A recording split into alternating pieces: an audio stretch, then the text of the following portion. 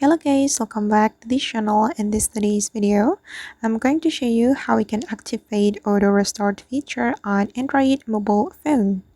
Okay, let's get into it. First thing first, we can open our settings application, and after we have our settings application opened, we can go to the device care setting.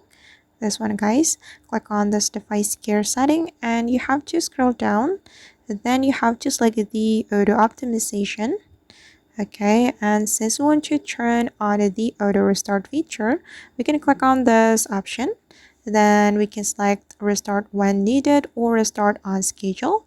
And I prefer this one. I'm going to activate restart when needed. So my phone will restart automatically when performance issues are detected. We can click on this toggle button to activate it. Okay, and now the auto restart feature has been turned on. Alright guys, and that's how we can activate the auto restart feature on Android mobile phone. I hope this tutorial will be useful for you. Thank you so much for watching and see you in the next video.